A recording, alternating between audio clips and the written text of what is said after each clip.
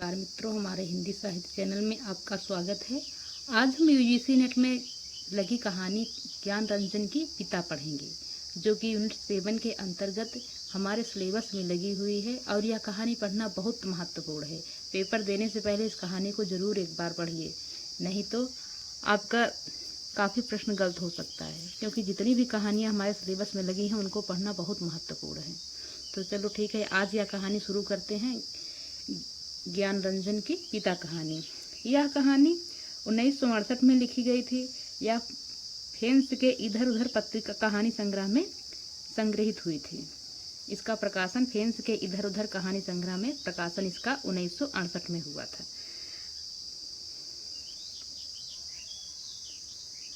चलो ठीक है, अब चलो शुरू किया जाता है अपना आज का ये पाठ, फालतू बातें न करते हुए, क्योंकि जब पेपर करीब आ गया है यूजीसी नीट का, तो इसलिए कहानियों में फालतू बातें करना ठीक नहीं है। कहानी को शुरू किया जाता है।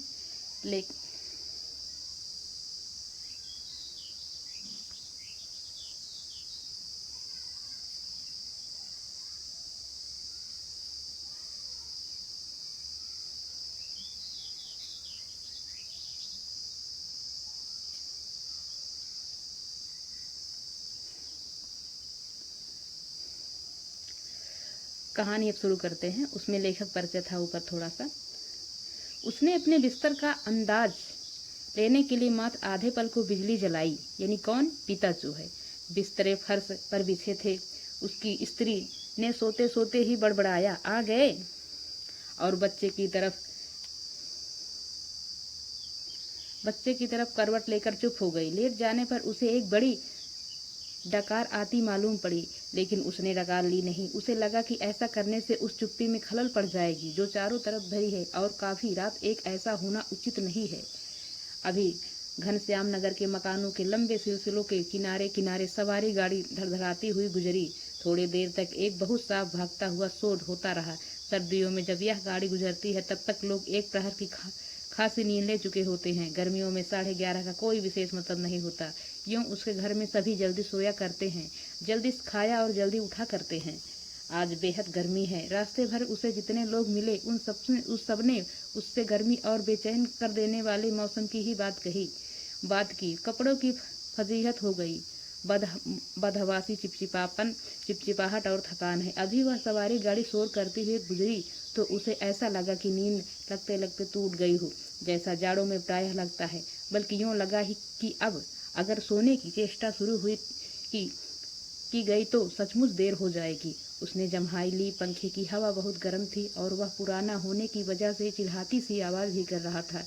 उसको लगा दूसरे कमरे में भी लोग शायद उसी की तरह जम्हाइयाँ ले रहे होंगे, लेकिन दूसरे कमरों के पंखे पुराने नहीं हैं। उसने सोचा बंद करके अन्य कमरों की आहट लेनी चाहिए। उसे कोई बहुत मासूम सी ध्वनि भी एक डेढ़ मिनट तक नहीं सुनाई दी, जो सन्नाटे में काफी तेज होकर आ सकती हो। तभी पिता की चारपाई, यानी अब पिता की कहानी यहाँ से शुरू होती है। तभी पिता की चारपाई बाहर चरमराई। वह किसी आहट से उठे होंगे। उन्होंने डांट कर उस बिल्ली का रोना चुप कराया जो शुरू हो गया था। बिल्ली थोड़ी देर चुप रहकर फिर रोने लगी। तब पिता ने डंडे को गच पर कई बार पटका और उस दिशा की तरफ खदेड़ने वाले ढंग से दौड़े जिधर से रोना आ रहा था। फिर हट हट चिल्लाए। वह जब घूम फिरकर लौट रहा था तो पिता अपना बिस्तरा बाहर लगाकर बैठे थे।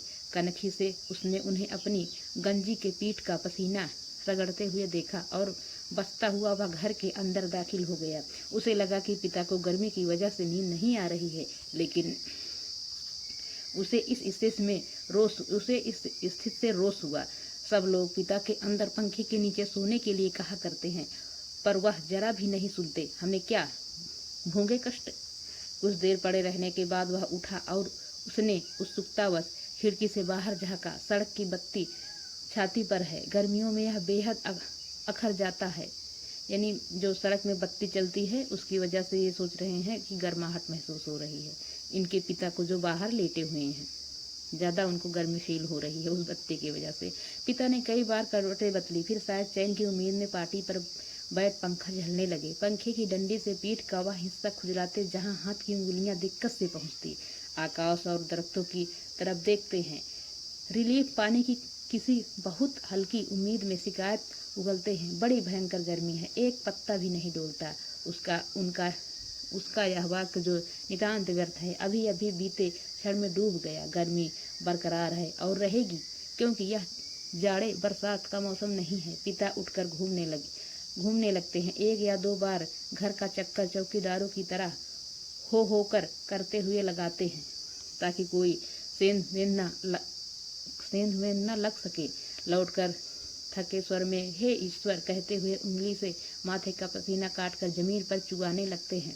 बड़ा गजब है। कमरे की एक दीवार से टिककर बैठ जाने पर वह काफी तनाव से सोचने लगा। अंदर कमरों में पंखों के नीचे घर के सभी दूसरे लोग आराम से पसरे हैं। इस साल जो नया पेडेस्टल खरीदा गया है, वह आंगन में दादी अम्मी के लिए लगता है। बिजली का मीटर तेज चल रहा होगा, पैसे खर्च हो रहे हैं, लेकिन पिता की रात कष्ट में ही है। लेकिन गजब यह नहीं, गजब तो पिता की जिद है। वह दूसरे का आग्रह अनुरोध माने तब ना। पता नहीं क्यों पिता जीवन की अनिवार्य सुविधाओं से भी चिढ़ते हैं। वह झल्लाने लगा। चौक से आते वक्त 4 आने की जगह 3 आने और 3 आने में तैयार होने पर 2 आने में चलने वाले रिक्शे के लिए पिता घंटे घंटे खड़े रहेंगे। धीरे धीरे सबके लिए सुविधाएं जुटाते रहेंगे, लेकिन खुद उसमें कम से कम या नहीं शामिल होंगे। पहले लोग उनकी काफी चिरौरी किया करते थे, अब लोग हार गए हैं। जानने लगे हैं कि पिता के आगे किसी की चलेगी नहीं। आज तक किसी ने पिता को बेसिक में मुंह हाथ धोते नहीं देखा। बाहर आकर बगिया वाले नल पर ही कुल्ला दातुन करते हैं। दादा भाई ने अपनी पहली तनख्वाह से गुसलखाने में बड़े उत्साह के साथ एक खूबसूरत शावर लगवाया, लेकिन पिता को अरसे से हम बस आंगन में धोती को लंगोट की तरह बांधकर तेल चुपड़े बदन पर बाल्टी बाल्टी पानी डालते देखते आ रहे हैं। खुले में स्नान करेंगे, जनेऊ से छाती और पीठ का मैल काटेंगे। शुरू में दादा भाई ने सोचा पिता उनके द्वारा शावर लगवाने से बहुत खुश होंगे और उन्हें नई चीज का उत्साह होगा। पिता ने जब कोई उत्साह प्रकट न किया तो दादा भाई मन ही मन काफी निराश हो गए। 1-2 बार उन्होंने हिम्मत करके कहा भी, आप अंदर आराम से क्यों नहीं नहाते? पिता आसानी से उन्हें टाल गए। लड़कों द्वारा बाजार से लाई बिस्किट, महंगे फल पिता कुछ भी नहीं लेते। कभी लेते भी हैं तो बहुत नाक भौं सिकोड़ कर। उसके बेस्वाद होने की बात पर शुरू में ही जोर दे देते हुए अपनी अमावट, गजर और दाल रोटी के अलावा दूसरों द्वारा लाई चीजों की श्रेष्ठता से वह कभी प्रभावित नहीं होते। वह अपना हाथ पांव जानते हैं, अपना अर्जन, और उसी में उन्हें संतोष है। वे पुत्र जो पिता के लिए कुल्लू का सेब मंगाते और दिल्ली एम्पोरियम से बढ़िया धोतियां मंगाकर उन्हें पहनाने का उत्साह रखते थे, अब तेजी से पिता विरोधी होते जा रहे हैं। सुखी बच्चे भी अब गाहे बगाहे मुंह खोलते हैं और क्रोध उगल देते हैं। लद्द बाहर आम के 2 सीकरों के लगभग एक साथ गिरने की आवाज आई। वह जानता है पिता आवाज से स्थान साधने की कोशिश करेंगे। टटोलते अंधेरे में आम खोजेंगे और एक खाली गमले में इकट्ठा करते जाएंगे। शायद ही रात में 1-2 आम उसने चूक जाते हैं, ढूंढने पर नहीं मिलती, जिनको सुबह पा जाने के संबंध में उन्हें रात भर संदेह होता रहेगा।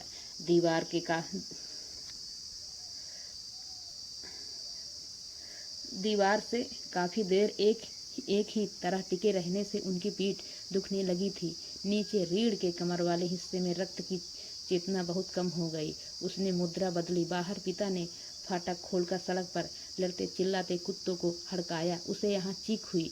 कई बार कहा, मोहल्ले में हम लोगों का सम्मान है, भले लोग आया जाया करते हैं, आपको अंदर सोना चाहिए, ढंग के कपड़े पहनना चाहिए, और चौकीदारों की तरह रात को पहरा देना बहुत ही भद्दा लगता है। लेकिन पिता की अड़ में कभी कोई झोल नहीं आता। उल्टा सीधा पता नहीं कहाँ किस दर्जे से कुर्ता कमीज सिलवा लेते हैं। टेढ़ी जेब, सदरी के बटन ऊपर नीचे लगा तथा सभा सोसाइटी में चले जाएंगे। घर भर को बुरा लगता है।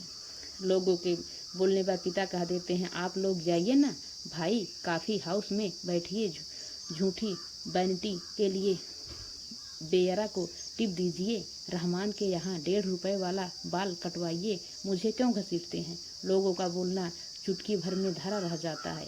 पिता वैसे तो चुप रहते हैं, लेकिन जब बात बहस में उन्हें खींचा जाता है तो काफ़ी करारी और हिंसात्मक बात कह जाते हैं। उल्टे उन्हें घेरने वाले हम भाई बहन अपराधी बन जाते हैं। कमरे से पहले एक भाई खिसकेगा, फिर दूसरा, फिर बहन और तीसरा। चुपचाप सब खींचे हारे खिसकते रहेंगे। अंदर फिर माँ जाएगी और विजयी पिता कमरे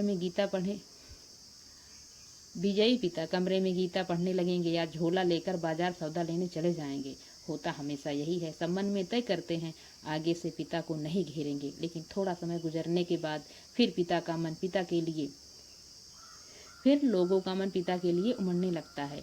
लोग मौका ढूंढने लगते हैं पिता को किसी प्रकार अपने साथ की सुविधाओं में थोड़ा बहुत शामिल कर सकें, पर ऐसा नहीं हो पाता। वह सोचने लगा, भूखे के सामने खाते समय होने वाली व्यथा सरीखी की स्थिति में हम रहा करते हैं। यद्यपि अपना खाना हम कभी स्थगित नहीं करते, फिर भी पिता की असंतृप्ति के कारण व्याकुल और अधीर तो हैं ही। पिता अद्भुत और विचित्र हैं, वह सोचते हुए उठा। कमरे में घूमने या सिगरेट पी सकने की सुविधा नहीं थी, अन्यथा वह वैसा ही करता। उसने सो जाने की इच्छा की और अपने को असहाय पाया। शायद नींद नहीं आ सकेगी, यह ख्याल उसे घबराने वाला लगा। पिता अद्भुत और विचित्र हैं, यह बात वह भूल नहीं रहा था, जिससे पिछले जाड़ों में वह अपने लोभ को कुचलकर बमुश्किल एक कोट का बेहतरीन कपड़ा पिता के लिए लाया। पहले तो वह उसे लेने को तैयार नहीं हुए, लेकिन माँ के काफ़ी फुड़कने से राजी हो गए और खुलदाबाद के किसी लपटू दर्जी के यहाँ सिलाने चल दिए। सुधीर ने कहा, कपड़ा कीमती है, चलिए एक अच्छी जगह में आपका नाप दिलवा दूं, वह ठीक सिएगा, मेरा परिचित भी है। इस बात पर पिता ने काफ़ी हिकारत उगली। वह उठे, मैं सबको जानता हूँ, वही म्यूनिसिपल मार्केट के छोटे मोटे दर्जियों से काम कराते और अपना लेबल लगा लेते हैं। साहब लोग, मैंने कलकत्ते के हाल एंडरसन के सिले कोट पहने हैं। अपने ज़माने में जिनके यहाँ अच्छे खासे यूरोपियन लोग कपड़े सिलवाते थे। ये फैशन वैसन जिसके आगे आप लोग चक्कर लगाया करते हैं, उसके आगे पाँव की धूल है। मुझे व्यर्थ पैसा नहीं खर्च करना। कितना परस्पर विरोधी तर्क किया है पिता ने। ऐसा वह अपनी जिद को सर्वोपरि रखने के लिए किया करते हैं। फिर सुधीर ने भी कपड़ा छोड़ दिया। जहाँ चाहिए सिलवाइए या भाड़ में झोंक आइए, हमें क्या। वह धीमे धीमे बुदबुदाया, ऐ पिता, बाहर अकबका कर उठ पड़े। शायद थोड़ी देर पहले जो आम बगीचे में गिरा था, उसकी आवाज़ जैसे उन्हें अब सुनाई पड़ी हो। वह खिड़की के बाहर देखने लगा। किंचित टिका सा पीठ के पसीने से बनियाइन चिपक गई थी। बेहद घुटती हुई गर्मी मन उसका मथा जाता था। बीबी बड़ी आराम से सो रही है, इसे कुछ पता नहीं। शायद पिता की खाट खाली थी, वे गिरा आम टटोलने के लिए बगिया में घुसे होंगे। पिता कितने विचित्र हैं। लंबे समय से वह केवल 2 ही ग्रंथ पढ़ते आ रहे हैं, यंत्रवत नियमवत रामायण और गीता। लंबे 35 वर्षों तक अखंड केवल रामायण और गीता। उसके पहले युवा काल में जो जितना कुछ पढ़ा हो, उन्होंने उसे कभी भयावह, कभी सम्मानजनक और कभी झूठ लगता है। यह सोच कर कि कोई व्यक्ति केवल 2 ही पुस्तकों में जिंदगी के 35 वर्ष काट सकता है और कैसे काट लेता है। तभी उसका बच्चा कुनकुना कर रोने लगा। उसने तपाक से खिड़की छोड़ी और अपने बिस्तर पर झूठ मूठ सो गया। ऐसा न हो कि देवा बच्चे के रोने से उठ पड़े और उसे संदिग्ध अवस्था में देख बहुत से बेकार प्रश्नों वाला हलकान करना शुरू कर दे। देवा बच्चे के मुंह में स्तन दे पहले ही सी बेशक हो गई। वह खुद बिस्तर पर सोता मालूम पड़कर भी जागता रहा। स्तन चूसने की चपचप आवाज़ आती रही और थोड़ी देर बाद बंद हो गई। उसने तय किया कि वह देवा के बारे में ही कुछ सोचे अथवा उसके शरीर को छूता रहे। उसने देवा के कूल्हे पर हाथ रख दिया, लेकिन उसे तनिक भी उत्तेजना अपने अंदर महसूस नहीं हुई। उसने थोड़ी देर उत्तेजना की प्रतीक्षा की। अपनी इस हरकत से उसे ऊब होने लगी और मन भी लांछित लगने लगा। बाहर पिता सो या जाग रहे हैं, जैसा भी हो वह बड़े जबरदस्त हैं। इस समय बाहर रहकर बाहरी होते जा रहे हैं। घर के अंदरूनी हिस्सों में लोग आराम से या कम आराम से किसी तरह सो तो गए ही होंगे। वह विषादग्रस्त हुआ और अनुभव करने लगा, हमारे समाज में बड़े बूढ़े लोग जैसे बहू बेटियों के निजी जीवन के स्वच्छंद रहने देने के लिए अपना अधिकांश समय बाहर व्यतीत किया करते हैं। क्या पिता ने भी वैसा ही करना तो नहीं शुरू कर दिया? उन्हें पिता के बूढ़ेपन का ख्याल करके सिहरन हुई। फिर उसने दृढ़ता से सोचा, पिता अभी बूढ़े नहीं हुए हैं, उन्हें प्रतिक्षण हमारे साथ साथ जीवित रहना चाहिए। भरसक पुरानी जीवन व्यवस्था कितनी कठोर थी। उसके मस्तिष्क में एक खिंचाव आ गया। विषाद सर्वोपरि था। उसे आंखों में हल्का जल लगने लगा। अगर कोई शीत युद्ध न होता पिता और पुत्रों के बीच, तो वह उन्हें जबरन पंखे के नीचे लाकर सुला देता। लेकिन उसे लगा कि उसका युवापन एक प्रतिष्ठा की जिद कहीं चुराए बैठा है। वह इस प्रतिष्ठा के आगे कभी बहुत मजबूर, कभी कमजोर हो जाता है और उसे भुगत भी रहा है। दरअसल उसका भी अक्सर चिल्ला उठने को हुआ, पिता तुम हमारा निषेध करते हो, तुम ढोंगी हो, अहंकारी, वज्र अहंकारी। लेकिन वह कभी चिल्लाया नहीं। उसका चिल्ला कर सकना मुमकिन भी नहीं था। वह अनुभव करता था उसके सामने जिंदगी पड़ी है और पिता पर इस तरह चिल्लाने से उनका नुकसान हो सकता है। उसको लगा, पिता लगातार विजयी हैं, कठोर हैं, तो क्या उन्होंने पुत्रों के सामने अपने को कभी पसारा नहीं? लगता है दीवारों पर भी पसीना चुपचुपा आया है। खुद को छुरा भोंक देने या दीवार पर सिर पटकने या सोती बीवी के साथ वास्तविक हो जाने का ढोंग सोचने के बाद भी गर्मी की बेचैनी नहीं कटी। उसने ईश्वर को बुदबुदाना चाहा, लेकिन वैसा नहीं किया। केवल हल्के हल्के हाथ के पंखे से सिर के बालों को दबोचकर वह रह गया। गर्मी के मौसम से कहीं अधिक प्रबल पिता है। उसके सामने एक घटना मजबूती से टंग गई। उसने घटना को मन में दोहराया। वायुसेना में नौकरी करने वाला कप्तान भाई बहन के यूनिवर्सिटी के खर्चे के लिए 2 वर्ष तक 50 रुपये भेजता रहा। एक बार अकस्मात कप्तान भाई होली अवकाश मनाने घर आ गया था। पिता ने उसके हाथों में उसके नाम की तरह बाहर 1200 रुपये वाली एक पासबुक थमा दी। सबको यह बड़ा आकस्मिक लगा। कप्तान भाई को हैरत हुई और हल्की खुशी भी कि एकाएक काफी रुपए मिल गए, लेकिन इस बात से उसे दुख और पराजय का भाव भी हुआ। उसने अपने को छोटा महसूस किया। 2 वर्ष तक बहन के लिए उसने जो थोड़ा बहुत किया, वह सब एक पल में घटकर नगण्य हो गया। फिर भी वह अनुभव कर रहा था, कप्तान भाई ज्यादा सोचते नहीं, खिलाड़ी तबीयत के हैं, यान की तरह चुटकी में धरती छोड़ देते हैं। कितने मस्त हैं कप्तान भाई। उसे लगा पिता एक बुलंद भीमकाय दरवाजे की तरह खड़े हैं, जिससे टकरा कर हम सब निहायत पिद्दी और दयनीय होते जा रहे हैं। इस घटना को याद करके और पिता के प्रति खिन्न हो जाने पर भी उसने चाहा कि वह खिड़की से पिता को अंदर आकर सो रहने के लिए आग्रहपूर्ण कहे, लेकिन वह ऐसा नहीं कर सका। वह असंतोष और सहानुभूति दोनों के बीच असंतुलित भटकता रहा। न लोको सेट से उठती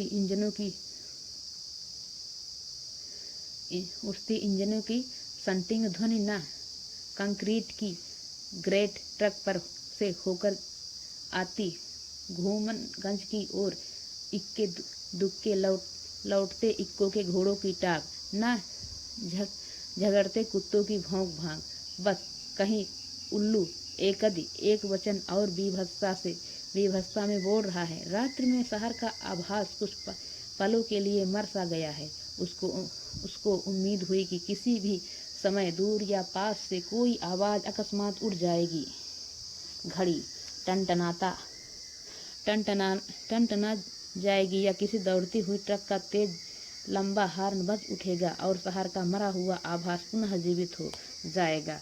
पूरा पूरा शहर कभी नहीं सोता या मरता। बहुत से सोते हुए जान पड़ने वाले भी संक्षिप्त ध्वनियों के साथ या लगभग ध्वनिहीनता के बीच जगे होते हैं। रात काफी बीत चुकी है और इस समय यह सब सोचना सिवाय सोने के कितना निरर्थक है। शायद पिता औंध गए हैं। करवट बदलने से उत्पन्न होने वाली खाट की चरमराहट, आम टटोलते समय सूखी पत्तियों के कुचलने की आवाज़, लाठी की पटक, मकान के फेरे के वक्त की खखार, कुत्ते बिल्लियों को हड़काना कुछ सुन नहीं पड़ रहा है। इस विचार से कि पिता सो गए होंगे, उसे परम शांति मिली और लगा कि अब वह भी सो सकेगा। शीघ्र नींद के लिए उसने टकटकी बांधकर पंखे की तरफ देखना शुरू किया। गर्म हवा के बावजूद दिन भर की व्यर्थ थकान और सोच विचार से पस्त हो जाने की वजह से वह नींद में चित्त हो गया। थोड़े समय उपरांत वह एकाएक उचक कर उठ बैठा। उसने चारों तरफ कुछ देख पाने के लिए कुछ क्षणों तक गड़े हुए अंधेरे को घूरा। हुआ यह कि उसे शरीर में एकाएक बहुत गर्मी सी लगी थी और अजीब सरसराहट हुई। शायद पसीने से भीगी टांग पत्नी के बदन से छू गई थी। मुंह में बुरा सा स्वाद भर आया था। किसी बुरी बीमारी के कारण अक्सर ऐसा हो आया करता है। उठकर उसने तो 2-3 कुल्ले किए और ढेर सारा ठंडा पानी पिया। इतना सब कुछ वह अंधनींद में ही करता रहा। आंगन से पानी पीकर लौटते समय उसने इत्मीनान के लिए खिड़की के बाहर देखा। अब तक नींद जो थोड़ी बहुत थी काफुर हो गई। पिता सो नहीं गए हैं अथवा कुछ सोकर पुनः जगे हुए हैं, पता नहीं। अभी ही उन्होंने हे राम तू ही सहारा है कहकर जम्हाई ली है। ऐसा उन्होंने कोई दबकर नहीं किया। रात के लिहाज से काफी शोर उठाते कहा है। शायद उन्हें इत्मीनान है कि घर में सभी लोग निश्चित रूप से सो रहे हैं। पिता ने अपना बिस्तरा गोल मोड़कर खाट के एक सिरे पर कर लिया और वह सुराही से प्याले में पानी लेकर अपनी खटिया की बांध तर कर रहे हैं। सुराही से खाट तक और खाट से सुराही तक बार बार आते जाते हैं। बहुत बार ऐसा करने पर खाट का बाध तर हुआ है। इसके बाद उन्होंने पानी पिया और पुनः एक बड़ी आवाज़दार जम्हाई के साथ लिपटे हुए बिस्तरे को सिरहाना बना निखरी खटिया पर लेट गए। तड़का होने में पता नहीं कितनी देर थी। थोड़ी देर बाद पंखा जमीन पर गिराकर उनका दायां हाथ खटिया की पाटी से झूलने लगा। चारों तरफ धूमिल चांदनी फैलने लगी। सुबह जो दूर है के भ्रम में पश्चिम से पूर्व की ओर कौवे काँव काँव करते उड़े। वह खिड़की से हटकर बिस्तरे पर आया। अंदर हवा वैसी ही लू की तरह गर्म है। दूसरे कमरे स्तंभ है। पता नहीं बाहर भी उमस और बेचैनी होगी। वह जागते हुए सोचने लगा, अब पिता निश्चित रूप से सो गए हैं शायद। इस तरह से यह पिता कहानी समाप्त होती है। इसमें यह दिखाया गया है कि जो बूढ़े लोग होते हैं वो अपनी जिद पर अड़े रहते हैं, जो बच्चे होते हैं वो अपनी जिद पे अड़े रहते हैं। बूढ़े लोग सोचते हैं कि हमारी वजह से हमारे बच्चों को किसी भी प्रकार दिक्कत ना हो, और जो बच्चे हैं वो सोचते हैं हम अपने पिता के लिए क्या कुछ ना करें। तो चलो ठीक है, इस तरह से यह कहानी समाप्त होती है। अगर हमारी कहानी अच्छी लगे तो हमारे चैनल को सब्सक्राइब करिए। यूजीसी नेट में जितनी भी कहानियाँ लगी हुई हैं सभी कहानियों का हम अध्ययन करवाएंगे, इसलिए हमारे चैनल को सब्सक्राइब करना बहुत ज़रूरी है। तो नमस्कार आप लोगों से।